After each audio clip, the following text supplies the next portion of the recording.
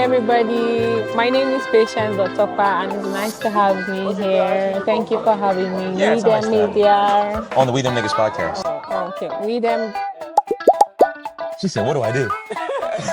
We Them Niggas is my podcast, but We The Media is like the media company I'm trying to build around it. Okay, We Them Niggas podcast. Okay. I feel like the ability to let me be free with my style, be expressive with how I feel, and not really clot them or make them feel, not really compromising how I should be. And I think that's what I love. And the fact that it's for young people, yeah, I think I really like that. Podcast? Yeah. What's up, everybody? I'm Maceo. Welcome to another episode of We Them Niggas. And this past summer, I traveled to Africa for the first time, specifically to Lagos and Abuja, Nigeria. This journey was all about connecting with the incredible members of our We Them Media community and deepening our partnership with Creative Alchemy, a community deeply aligned with our mission to bring artists, Nigerian communities, and African communities broadly on chain.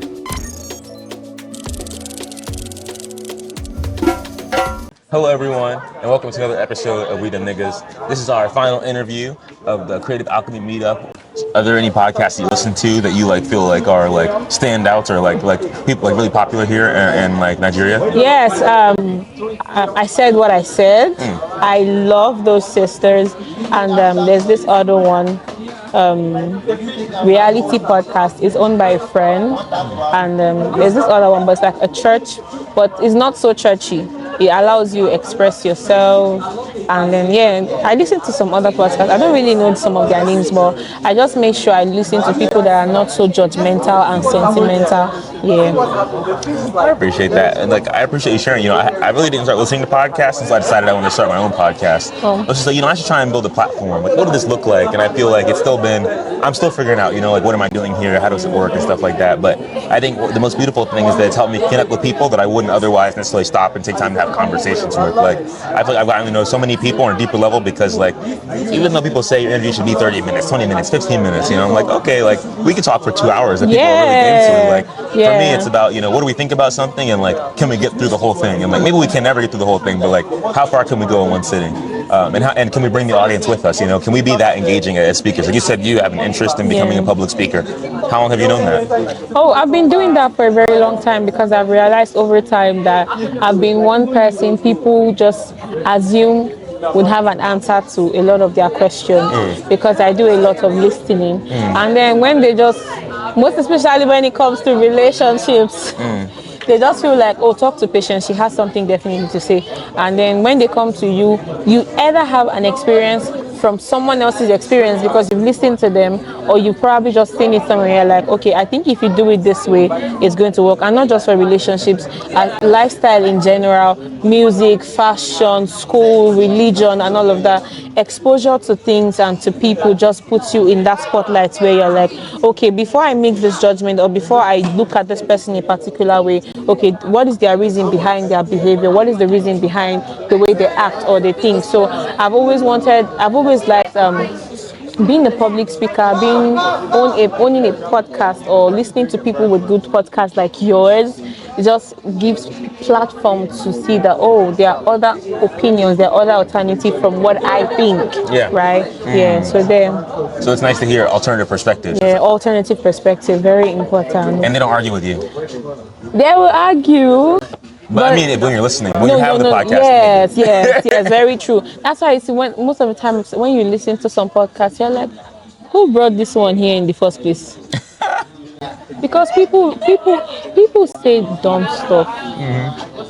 But then you're like I said, you're just looking at them, you're like, they're not enlightened. That's why there are other people who are enlightened. That's why you were there. That's why you have the platform to bring in. You're not just bringing in, whether you're the speaker or you're bringing in other speaker, you're not just saying these things cluelessly. You have made your research.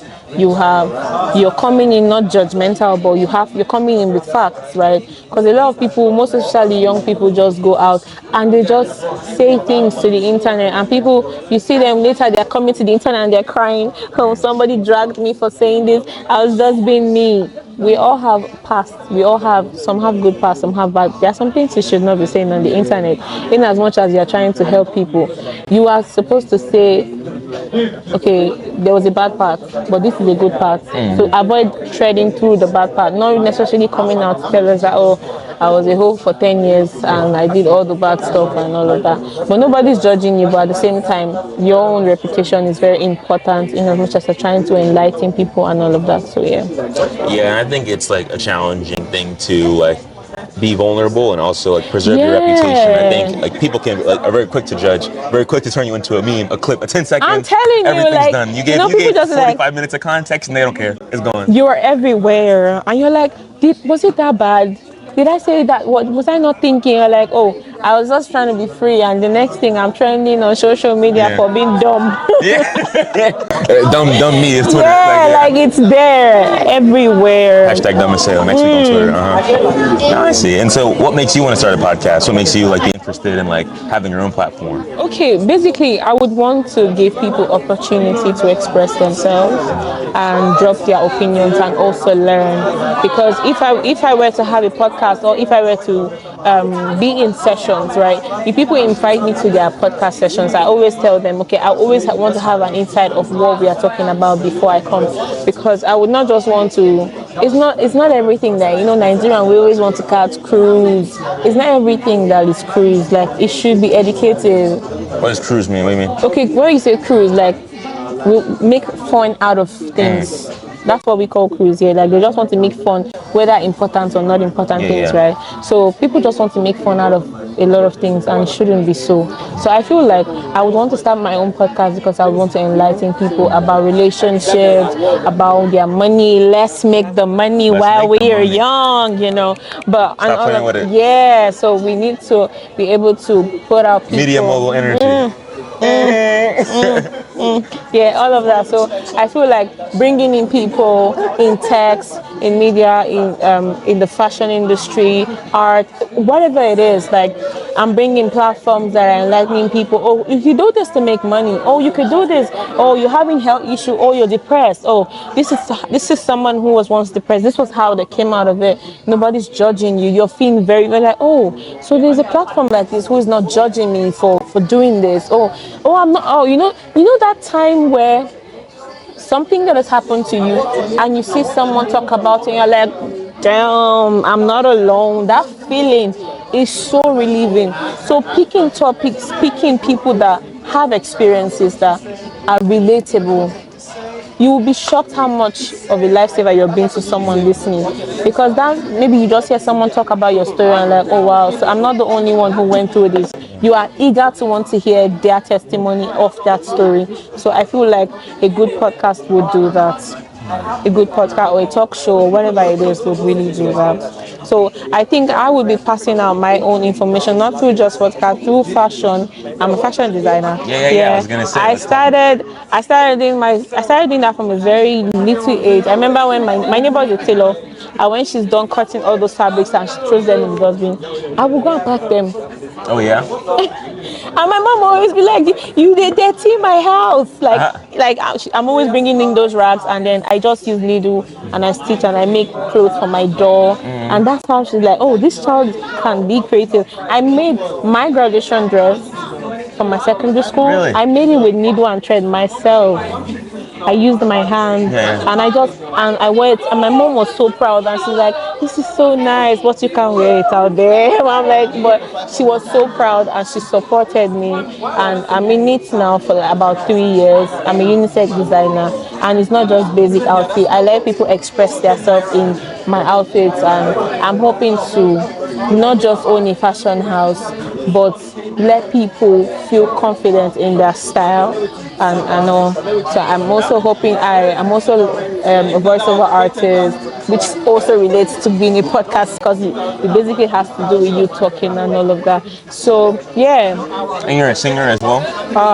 Yeah, the whole singing thing, we all started from church. You go to church, you join the choir, and then you're like, okay, should I take it as a career? But it's not a profession, but I just do it for fun because when I'm angry, I sing. When I just want to ease off some certain pain or distress, I just sing or I listen to songs. Yeah. And so you write your own music? I have, but none has been published yet. You know what? I've not published any. That's okay. It could be for yourself. Yeah, I just keep them for myself and I write. One time I was going to sell my lyrics, but you know how it can get where they breach agreements and it just happened. Just happened. You shouldn't sell your lyrics. You should record your songs and put them out. Yeah. That's what I think. Yeah. I think it's just like, I think it's valid to be like scared. I think it's like, it is vulnerable, you know, sometimes to put your music out there. And I think, I used to think like all these rappers, they don't make music about stuff that's surface level, but the truth is they probably make really vulnerable music. Yeah. And they're like, I'm not giving that to them. Nobody's gonna accept that from me, but you will never know. And I feel like maybe it's not even about acceptance, it's just like I don't want people to see me that way. It's like, how can I keep up an appearance if I put out this kind of music? And so I think it's like, are you more committed to the appearance, or are you more committed to like the people that resonate with you, really getting to know you and like you know, get something from you expressing yourself, like what the podcasts are saying, right? Yeah. Like maybe a young person really get a lot from hearing a certain conversation. But if that artist never puts out that song, you know, the only things they're putting out are things that are talking about drugs and sex, and they're at the strip club, and it's like, what are those kids getting from that kind of music, you know? But when you take a moment to let down your guard, to be vulnerable, maybe that young person that now is more vulnerable, being vulnerable themselves, asking for help, asking questions they weren't willing to ask before. Yeah. So I think it's like, I always say, if you're an artist and you write music, like, you should put your music out. Yeah. And I think when it comes to the music industry, most especially here in Africa, we are more sexist about our music, and it's quite disheartening. So talk about what you mean by that. We are more, okay, let me use my country. Yeah, for please. instance, Nigeria. Must your music be about boom boom? Oh, ask them. Why? Why? Why is it always about somebody shaking it? My mom would be like, why are the men covered and the women are not? They are barely never covered. And then you're like, oh, my children can watch that. But you see you can be so creative and not promote nudity. Yeah. You can be so creative and not promote nudity. Yeah, and just like the sexualization, expectation of women. Yeah, like, you can have like X-rated music and all of that. Yeah. Not bad, because you know, I think the stereotype is like, oh, for my music to blow, for my music to trend, I must have some certain exposure. Yeah. But it's not supposed to be like that. It's the sound. Yes, the visual can also matter where people are saying stuff, but sometimes somebody was saying something about Ice Spice, and you're like, remove your ass. Nobody's gonna be watching your video. Because girl, your next song should be What's It? Because we're tired of, after the ass, what else are we seeing? You don't give us real content. Give us real content, right? And I think this is something that all artists should work at. There should be meaning to your songs. There should be meaning to your art, not just promoting nudity. Yeah. It should be educated. catering to horny boy energy. Yeah. You could just educate people. Summer video. I just chuckle at the I'm sentiment. telling you, it's so dope. So dope. Nah, the video is super dope, and I agree with you. And it's awesome to hear you bring that up, because I'm really curious to hear about like your experience in Creative Alchemy. You know, you're here at the event by way of that community. How did you first get introduced to Creative Alchemy? Okay, I was introduced by a friend. She's like, oh girl, no, she posted one thing one time and she's like, tech body. I'm like, oh, what is this about? And then she's like, it's a community where they could teach me, like for a beginner, how to own my own forex, how to create my own NFTs. They're willing to take me through the process. They're willing to give me other platforms where I can meet with other creatives and do other fun stuff. So this is like my first physical meeting. Yeah. Yeah. Me too.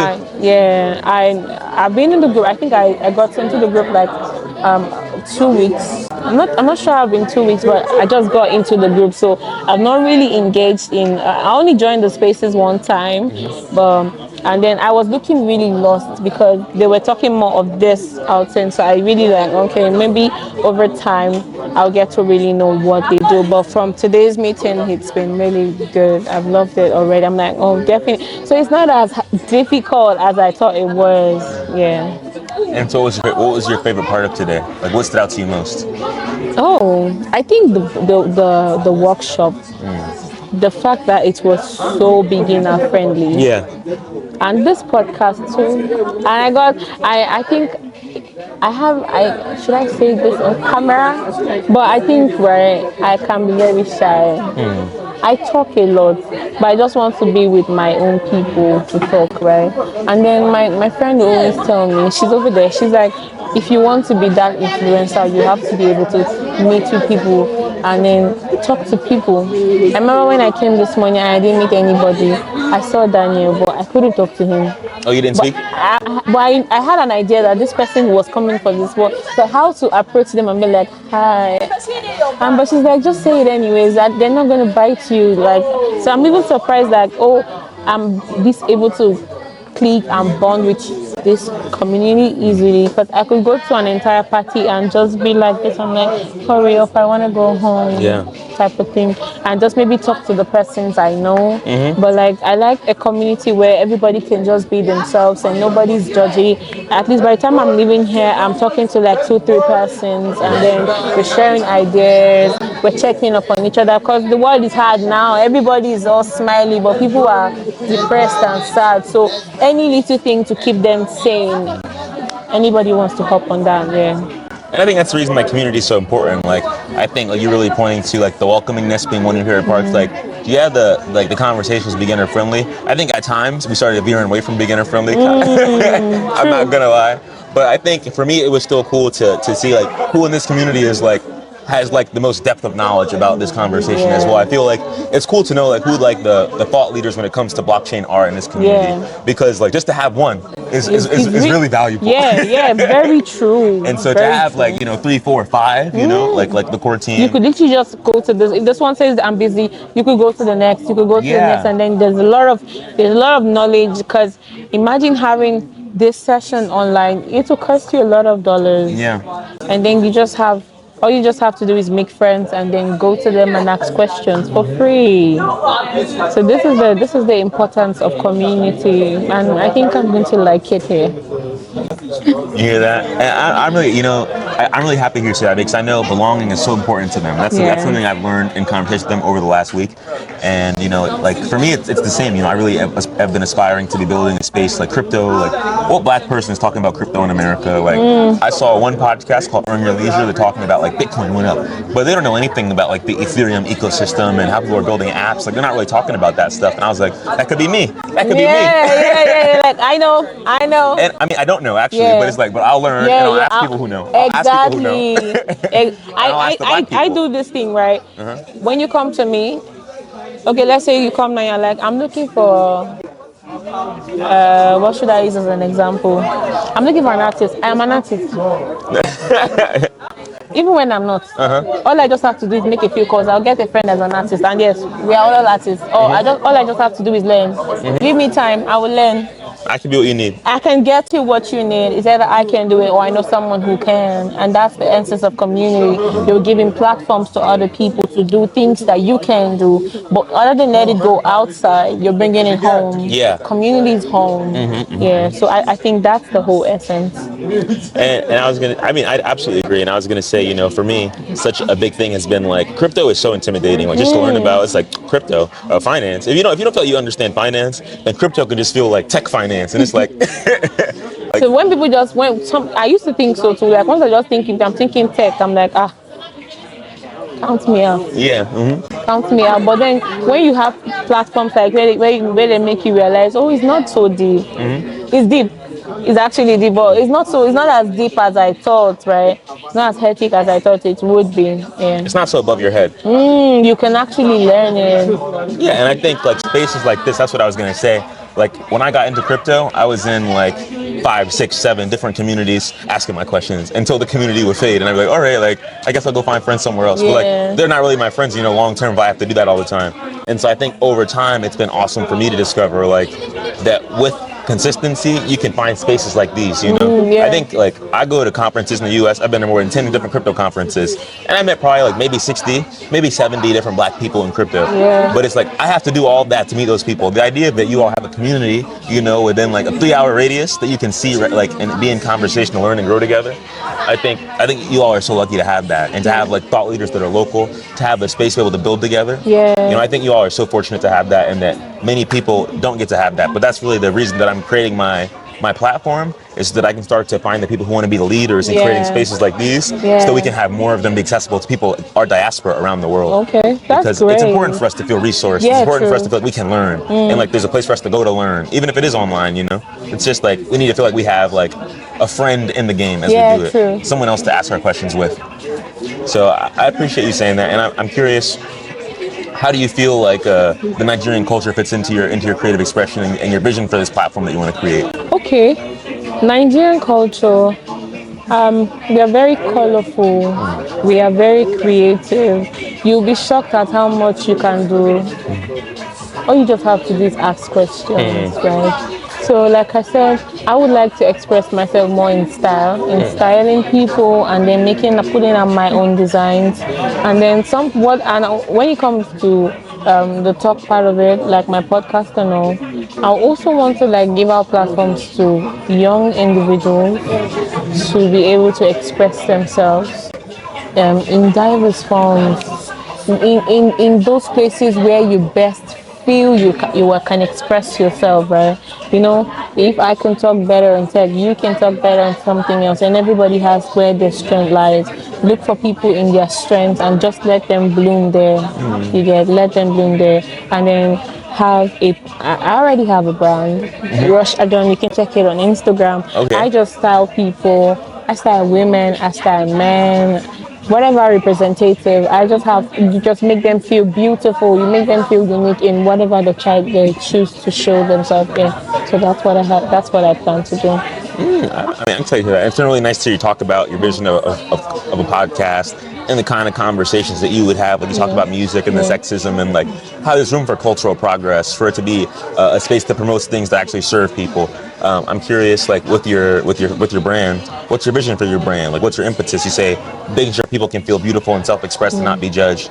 I also want to make sure I teach people. I want to make sure, like myself now, I'm trying to build confidence. I'm trying to be bold. I am very sure that people like me out there who is finding it difficult to be able to relate to people for different reasons. So I want to build a platform where I'll be able to educate young individuals to be bold, to be able to speak out, to express their creativity, and not just express it, show it out to the world in different platforms. In whatever, like I said, bloom in where they flourish. Like whatever platform they flourish in, give them platforms to build, give them that, be there to show them the stage until they're out there. You get in whatever platforms they choose. Yeah, just make sure I'm following them up until they progress. There are some people that are meant to be behind the scenes, right? There are people that are meant to be behind the scenes. Nobody knows, but just that person knows that, oh, this was who put me out there, or this was who trained me, and all of that. Give these platforms to young people, mostly teenagers, because the world is so loud right now. There's so much going on. So much going on, and you'll be sure there are a lot of people that just need someone to listen to them. So, like, I just want to be that ear that listens, and probably that voice that you need to just give you platform and then fly, baby, fly. You have the wings, fly. Like, I didn't really get that. I have to do that myself. Yeah. So I want to make sure I'm giving it out to as much as I can. Yeah. While I can. Yeah. No, I appreciate that. I also feel like in many ways I wasn't comfortable, like, especially as a teenager, figuring myself out, like discovering what I want to do with my life, who do I want to be. And I feel like having a space someone's going to listen to you is so invaluable. Yeah. I know when I was talking to Bayo and Eno, they were talking about like people are really busy, and there's not a lot of people who are necessarily emotionally available, like here in Nigeria and like in Africa probably, but even like in the US, I would say like everybody's working, everybody's at work, everybody's working, like who actually has time to do things that don't pay you, but still demand attention and care. And I think that's a shame. And so people that I think are holding those spaces like you're talking about, like Creative Alchemy, creating spaces people feel like they belong and say whatever they want, be themselves, I think they're so essential. Yeah, very. I think it's especially for young people because every day matters, Every day matters. It really your does. adolescence is gone one day and you're like, I need to be working, like, and I have kids. And it's like now your life is really our life. This is the time to do it because when I can, because the next thing you get a job, you're so busy trying to make money, and then you find out you're not really living the life you really want to live because you're trying to chase money. It's never enough.